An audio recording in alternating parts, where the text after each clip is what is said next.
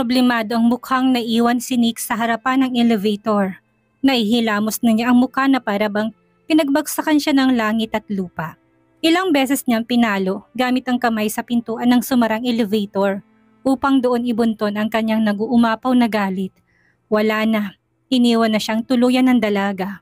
Kung hindi lang dumating si Nelia, malamang ay naayos na nilang dalawa ang away nila. Umiigting ang panga at parehong nakakuyo mga kamaong bumalik ng bahay niya si Nick. Naabutan niya si Nelia na naroon pa rin. Matamang nakatayo, hinihintay siya na makabalik doon. Nick? Ano ba kasing ginagawa mo? Punyetang babae ka dito! Muling sigaw niya na bumasag sa katahimikan ng bawat sulok ng hallway. Halos lumuwa ng mata niya sa matinding galit. Bobo ka ba? Hindi mo ba narinig ang sinabi ko sa'yo kagabi? Ayaw na kitang makita. Huwag ka na magpapakita pa sa akin. Hindi ba? Napalunok na ng laway si Nelia. Noon lang niya nakitang magalit si Nick sa kanya ng ganito katindi na para bang papatay ng kaaway niya. Kahit na noong nahuli siya nitong may ibang lalaki, hindi ganito ang galit na kanyang nakita sa mukha ng abogado. Ibang-iba yon. Para sa kanya ay sobrang nakakapanibago. Sinabi ko naman sa'yo na pumunta ako dito para humingi ng tawad. Hindi na nga kailangan yun, Nelia. Kita mo na, sa halip na magkaayos na kami ni Krisa, lalo mo pa kaming ginulo at pinaghihiwalay. Ayos na sana eh. Magiging okay na ulit kami, Nelia. Kung hindi ka lang nagpakita dito, babalik na kami ulit sa dati. Kaso bigla ka na namang sumulpot. Ano pa bang kailangan mo sa akin? Hindi na nga kita gusto. Siya nang mahal ko. Mahirap bang intindihin yon? Matalino ka, hindi ba? Bakit ang hina mo umintindi? Nasaan ang utak mo? Alam ba na lalaki yun ang ginagawa mo habang narito ka sa Pilipinas, ha? Umalis ka na. Bumalik ka na kung saan ka man nanggaling. Layas! Makailang beses nang sinuntok ni Nick ang pader na katabi ng pintuan ng penthouse, dahilan upang dumugo ang kanyang kamao nang mapunit ang kanyang balat ng laki ng mga mata doon ni Nelia. Ayaw na kitang makita. Kaya pwede bang maglaho ka na? Umalis ka na sa harapan ko. Please lang. Kitang-kita ni Nelia kung paano magunahang bumaba ang malalaking butil ng mga luha ni Nick. Doon pa lang ay alam niyang mahal niya na ang babaeng yon. Iniyakan na niya eh. Nasasaktan na siya. Maglaho ka na, Nelia. Maglaho ka na. Huwag ka nang magpakita dahil malas ka. Sambit ni Nick na pinunas ng hindi dumudugong kamao sa mainit niyang mga luha. Oo, matanda na siya para umiyak, pero sobrang bigat na ng kanyang nararamdaman ng sandaling iyon.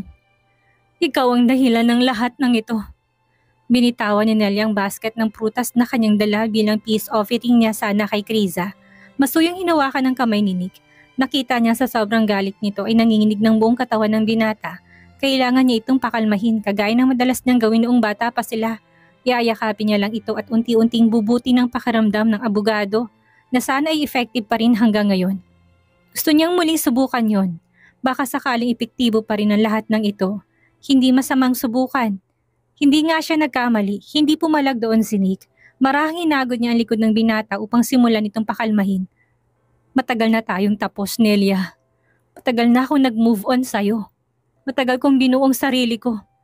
Hindi mo alam kung ano mga dinanas ko para lang makalimutan ka. Para lang mapalitan ka.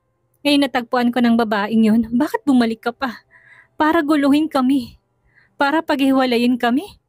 Hindi ka pa ba masaya sa mga sakit na dinulot mo noon sa akin? Kulang pa bang lahat ng ginawa mo? Kulang pa bang lahat ng yon, ha? Sinubukan ni Nick na kumawala sa pagkakayakap ni Nelia. Sa kanya, ngunit sa halip na bitawan siya nito ay lalo lang humigpit sa kanya ang pagkakayakap ng babaeng umiiyak na rin. Sorry na, Nick. Samantala, nasa parking lot na ng mga sandaling iyon si Krisa, ngunit hindi siya lumabas ng elevator. Muli niyang isinara ang pintuan at pinindot ang palapag ng penthouse. Mahal niya si Nick. Malamang kung papipiliin niya ito ng harapan sa kanilang dalawa ni Nelia, siya ang walang pakundangang pipiliin ito. Kung mangyayari yon, ipaglalaban niya ito. Hindi lang ng sabunutan at gulpihin dahil meron siyang pinangahawakan.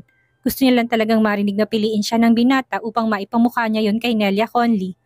Oras na marinig ko yun mula sa bibig ni Nick. Sa mismong harapan ng babaeng yun, malilintikan sa akin ng Nelia na yun. Makakatikim siya. Hindi lang salita ko, hindi sampiga. Humanda ka sa aking babae ka. Ipapamukha ko sa'yo ng panghihinayang mo ang ginawa mong pag-iwan at panloloko sa kanya. Banta ni Krisa na pilit kinakalamay pang kanyang sarili. Gaya kanina, malalaki ang mga hakbang ni Krisa paglabas niya ng elevator. Patungo ng pintuan ng penthouse, subalit agad nagpapreno ang kanyang mga paa. Nanlumo ang buong pagkatao niya nang makita ng dalawang mataang bulto ng dating magkasintahan na magkayakap.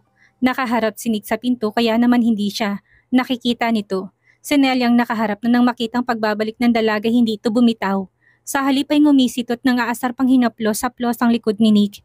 Hindi lang yon, bahagya pa nitong pinatong ang ulo sa isang balikat ni Nick na wala pa ring galaw. Nanlalabo na roon ang mga mata ni Krisa. Napuno na ng kanyang mga luha. Huli na ba siya? Nabawi na bang muli ni Nelly ang lalaking pinag-aagawan nila? Sa nakita ay parang tinakasan na ng kaluluwa si Krisa. Napatras siyang muli, hindi makapaniwala na talunan na naman siya. Isang api na walang magawa, isang nakakaawang nilalang. Bago pa siya makita ni Nick ay mabilis niyang kinuha ang handle ng malet at muling tumalikod. Walang lingon-likod na lumulan ng elevator. Pagsara ng pintuan ay napaupo na siya sa sahig noon. Isinubsob ng mukha niya sa kanyang dalawang palad at umatungal ng pinakamalakas niyang iyak. Iyak na alam niyang magiging huli na dahil malamang ay magsisimula na naman siyang muling bumangon, muling mag-move on. Hindi na siya aasang magiging maayos pa sila. Ang apat na sulok ng elevator na yon ang naging binging saksi sa pagtangis ni Krisa, nang dahil sa kanyang muling pagkabigo sa pag-ibig sa ikalawang pagkakataon. Kung masakit noon kay Alex, hindi niya maipaliwanag kung gaano kasakit ngayon ang puso kay Nick. Kung hindi ko na ba itutuloy ang engagement ko sa kanya, Nick, may chance pa ba tayo magkabalik ang dalawa? Tanong ni Nelia na pagising sa katawang lupa ni Nick noon. Halos bumalandrang katawan ni Nelia sa pintuan sa lakas ng impact ng pagkakatulak ni Nick sa kanya upang lumayo siya sa katawan ng binatang abot-abot ng hininga. Nahihibang ka ba? Patuloy na hinihingal na tanong ni Nick habang nalilisik ang mata. Ang kapal naman ng apog mo para isiping babalikan pa kita. Hindi na, Nelia. Gumising ka na. Pagkasabi noon ay pumasok na ang binata sa loob ng bahay at halos magiba ang pintuan na binalibag niya pasara. Narinig niya pa ang pag-iyak ni Nelia pero wala siyang pakialam. Kahit lumuha pa ng dugo ang babae at ilang araw na manatiling naroroon. Sinalubong niya nakakabinging katahimikan ng buong paligid. Diretsong nagtungo si Nick sa kusina matapos na makapasok sa loob ng bahay. Nanlulumo na naman siya nang makita ang mga pagkain na ipinadala ng kanyang ina na para sana sa kanila ni Krisa. Kaninang umaga pa yon. Lumamig na nga. Ang buong akala niya ay pagsasaluhan na nila ito at yun ang magiging dahilan upang magkaayos sila. Napahilot na siya sa kanyang sentido nang maalalang mga ginawang paninira ni Nelly at ang katigasan naman ng ulo na ipinamalas ni Krisa. Halos favorite pa naman ng lahat ng iyon ng dalaga. Humigpit ng hawak niya sa sandalan ng upuan. Anong gagawin niya ngayon sa mga pagkain? Alangan namang itago niya pa o kung hindi naman ay kainin niya mag-isa, hindi niya yun makakayang lunukin. Ano pang silbi nito? Pasensya na kung itatapon ko kayo. Walang pakundangang pinagkukuhayo ni Nick at dinala lahat sa lababo. Matapos at tanggalin ng sabaw at itapon, puno ng hinanakit na pinagahagis niya yon sa loob ng basurahan. Walang anumang emosyon ng mukha, bukod sa puot para sa mga nangyari. Matapos na ibuhol ng plastik ng basurahan, itinali niya yon. Pumasok siya ng silid upang magpalit ng damit. Kailangan niyang bumaba upang itapon. Ayaw niya. Di wag. Masyado siyang matigas. Ako na unang nakikipagbati sa kanya eh. Ginawa ko ng lahat. Ayaw pa rin niya maniwala. Ayaw niya pa rin akong pagbigyan. Bahala siya sa buhay niya. Paglabas niya ng penthouse ay wala na si Nelia subalit naiwan itong basket ng prutas na dala kanina. Binuksan niya ang plastik ng basura at walang imik ni isinama ng mga yon sa mga pagkain na kanyang itatapon. Umigting pang kanyang panga nang maalalang mga kaganapan sa lugar na ito kanina. Isa ka pa. Bulalas na madilim pa rin ang mukha, tinungo ng elevator bitbit ang plastik ng mga pagkain na ibinasura niya. Humigpit pang kanyang hawak doon sa sobrang frustration. Ay nais niyang ibuhos yun sa sahig at sa kaapak-apakan. Kung hindi lang sana dumating si Nelia, okay na sana kami. Sa kabilang banda, narating na ni Krisa ang apartment niya. Namumugtuman at namumula ang mga mata niya, nagawa pa rin niyang dumaan sa grocery store upang mamili ng mga kailangan niya, lalo ng pagkain. Mabuti na lang at complete na sa gamit ng apartment na sa may-ari at hinayaan siya na gamitin ng mga yon. Inayos niya doon ang mga pinamili. Pilit na iwinaglit sa kanyang isipan si Nick. Mula sa araw na yon ay wala na siyang pakialam. Iisipin na lang niya na wala na talaga sila kahit deep inside ay sobrang sakit pa rin ng mga bagay na yun sa kanya. Mamumuhay siya ng gaya ng dati. Siya lang. Babalik siya sa panahon ng pag-move on. Magsama sila. Naluluha na naman ang mukhang tura ni Krisa habang nakahiga. Hindi siya makatulog at parang may kulang. Alam niya kung ano yon. Aayaw-ayaw pa. Yayakapin din naman pala. Bagay sila. Parehong hindi makamove on. Idinami pa talaga nila ako. Ako naman si tanga. Bumigay at nagpauto. Nang mga sumunod na araw ay tuluyan na nabaling ang atensyon ni Krisa sa ibang bagay. Partikular na sa bagong business na pinagkakabalahan niya. Nagsimula na rin kasi siyang i-operate ang music center. Mula noon ay wala na siyang naging balita pa kay Nick. Hindi na rin naman siya nakibalita pa sa kanya. Hindi siya nito sinenda ng message na medyo inaasahan niyang gawin ito at ng tawag. Malamang bati na sila ng malantod na babaeng yon. Bakit ka pa ba umaasa? Tatawag lang yon o iti-text kayo kapag kailangan niya ng serbisyo ng katawan mo. Asa ka pang babalik kayo sa dating kayo. Kalokohan. Isang malaking kalokohan yun kung mangyayari man, Krisa. Ilang beses pang nag-compose ng message. Si Krisa na pangangamusta ngunit hindi naman niya yun sinend sa binata.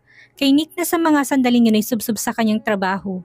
Ni ang umuwi sa penthouse ay hindi niya ginagawa mula nang bumalik siya sa trabaho. Sasama lang ang loob niya kung gagawin niya ang bagay na yon. Ginawa niyang tirahan ng kanyang opisina.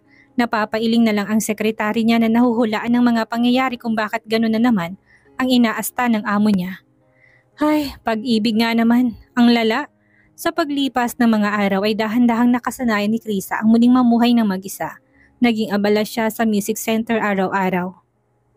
Maagang umaalis at late na kung umuwi. Doon umikot ang buhay ng dalaga kung kaya naman hindi na niya napagtuunan ng pansin ng maging kabiguan niya. May gustong mag-invest sa music center natin, Miss Aguilon. Maligayang sambit ni Miss Jen. Pagkalapit pa lang kay Krisa ng araw na yon. Sino? Na-verify mo? Si Mr. Caden Monroe. Nasa linya siya ng real estate at gustong mag-invest sa atin ng ilang milyon. Nakipag-negotiate na ako sa kanya. Kaya lang, may sinasabi siyang kakaiba eh.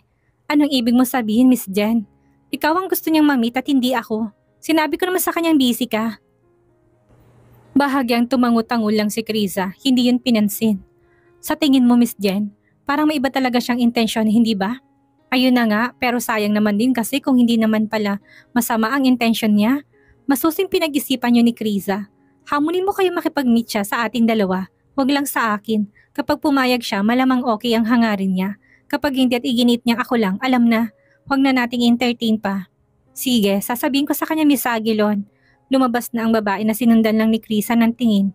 Hindi pa rin nawala sa isipan niya ang sinabi ni Miss Jen sa kanya tungkol sa pamimili ng Mr. Monroe na yon na siya mismong mamit at hindi ito. Caden Monroe? Tanong ni Krisa sa kawalan. Pilit na inaapuhap ang pangalan nito sa balintataw na tila ba parang familiar sa pandinig niya ang pangalan. Well, baka gusto lang talaga niya ng investment dito. Sa pagbabalik ni Miss Jan sa table ay nasabi nitong pumayag ang lalaki sa kanyang suggestions. Ikinatuwa nila yung dalawa. Siyempre, yun ang naging basehan nila upang sabihin na malinis ang hangarin ng lalaki sa gagawin nitong pag-i-invest ng malaking halaga. Pinapunta ko na lang siya dito, Krisa. Sabi ko kasi busy ka at hindi natin siya maaring imit sa labas.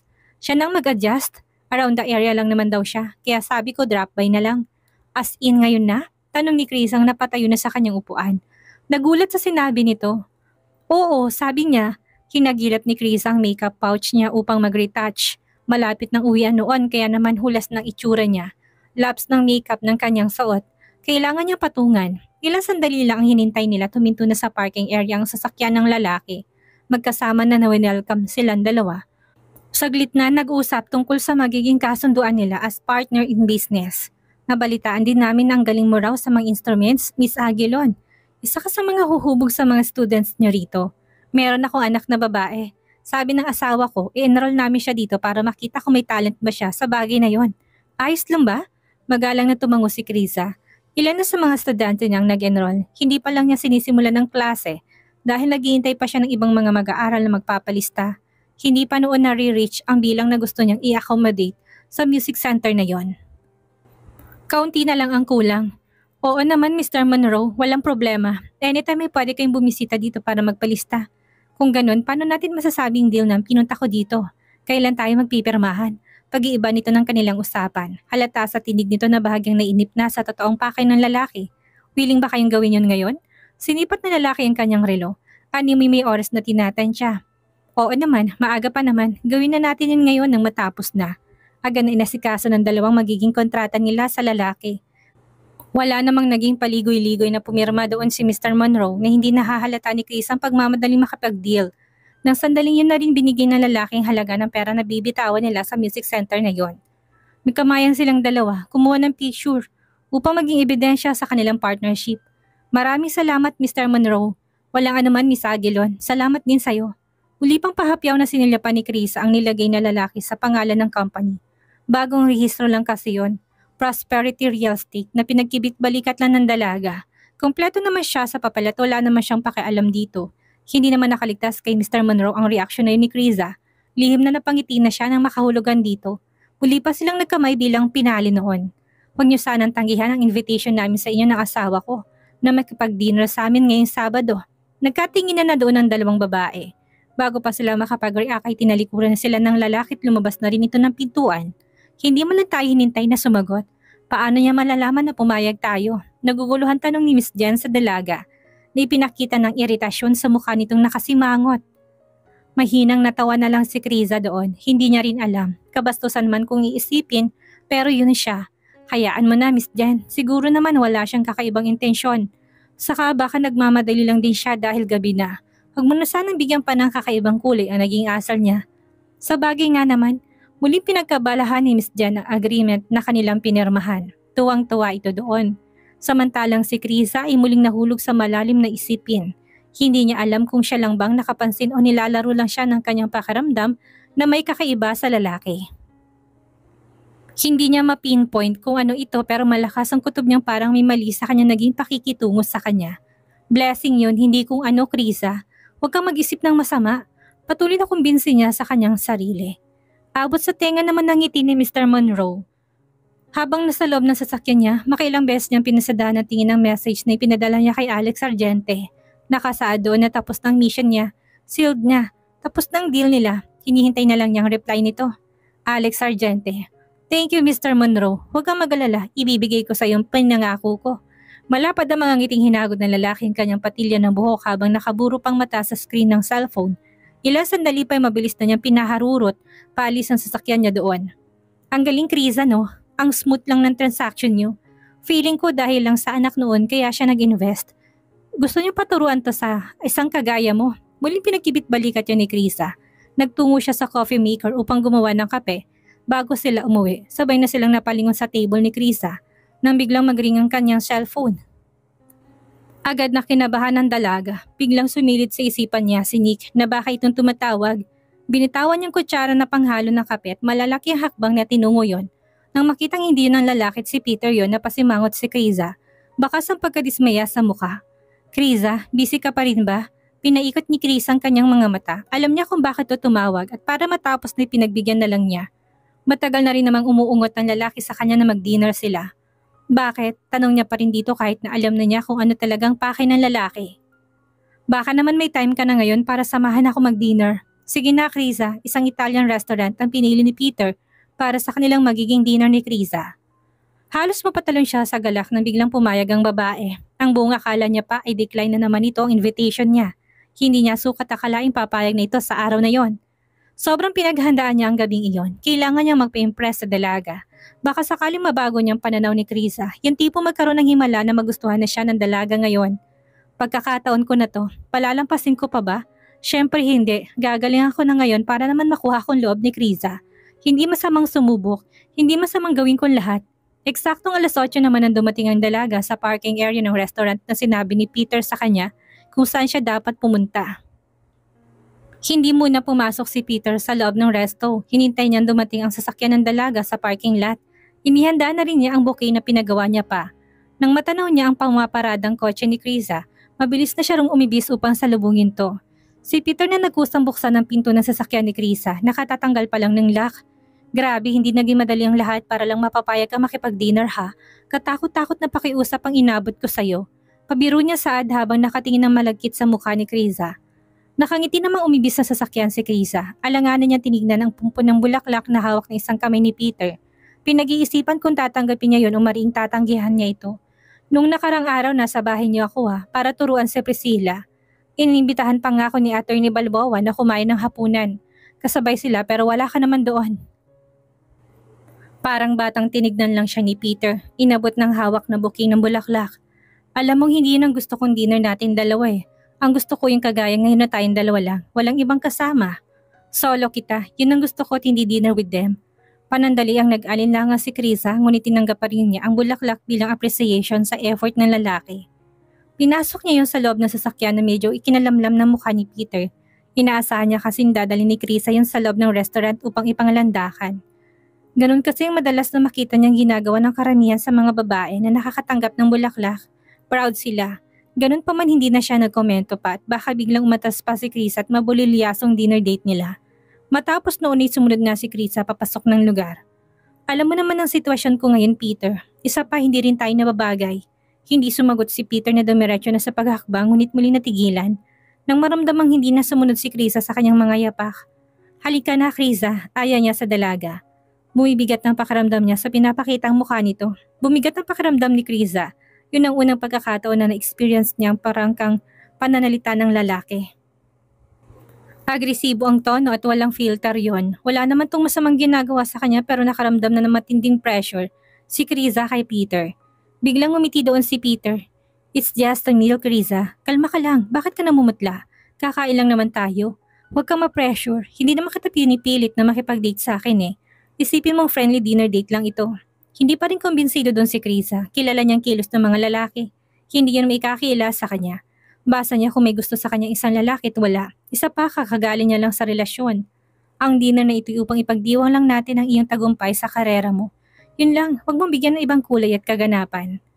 Pagbibigay pa ng assurance ni Peter doon na nakaramdam na ng biglang pagtutol sa mga mata pa lang ni Krisa.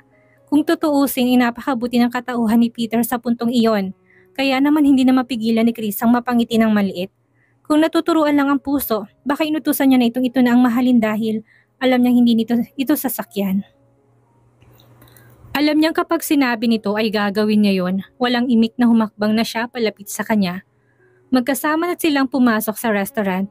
Sinabi mo yan ha, wala nang bawian Peter. Pagaklang na tumawa si Peter, nagbook ng table doon ang lalaki para sa kanilang dinner ng dalaga. Lingit sa kanilang kaalaman sa mga sandaling iyon ay naroon din si Nick. Kumakain siya dito kasama isang napakadesente at respetadong matandang babae na nasa kanyang 50s ng edad. Pinot magalang sa kanyang mga salita at kilos. Kitang-kita na siya ay isang pamilyar na matanda sa lugar. Good evening, maligayang bati ni Peter na kaagad nakitang matanda. Kilala niya ito at nakakahiya naman kung hindi niya babatiin. Ayaw man niya pero napilitan siyang lumapit sa table nila. Nang marinig ni Nick ang boses ni Peter ay napaangat na siya ng paningin. Ang una niyang nakita ay ang lalaki. Agad na nahagip ng kanyang mga mata ang pamilyar na bulto ng babaeng nasa likod nito. Dahan-dahan niya ibinaling ng tingin sa kanya. Nanlaki ng mga mata ni Krisa na magtamang mga mata nila. Sa sandaling iyon ay nais na niyang lamunin siya ng lupa. Hindi niya inaasahang makikita niyang binata sa lugar na yon. Hindi tinatanggal ang paningin kay Krisa na pinunasan ni Nick ang kanyang labi gamit ang tissue. Sumeryoso pang mukha niya. Ang bilis naman, nakahanap ka na kaagad ng kapalit. Wala pang isang buwan yun ah. Hindi na ako magtataka kung bakit mapilit kang makipag-iwalay. Malamang ito ang dahilan. Direktang sinabi ni Nick ito kay Krisa na ilang segundong namutlat biglang nataranta na. Nagkabikig ng lalamunan doon ni Krisa, hindi alam kung sasagot ba o hindi. Namamawis ng buong katawan niya kahit ang lamig sa loob ng naturang resto. Napaangat na ng mukha si Peter. Gusto nang matawa sa selos na mukha ni Nick. Inihawak na ni Peter ang isang kamay niya sa likod ng bangko na inupuan ni Nick. Hindi na mapigilan ang sariling mahinang matawa dahil sa hilat siya nito. Attorney Bentacourt, grabe ka naman kumahusga. Sige ka, pwede kang makasuhan yan.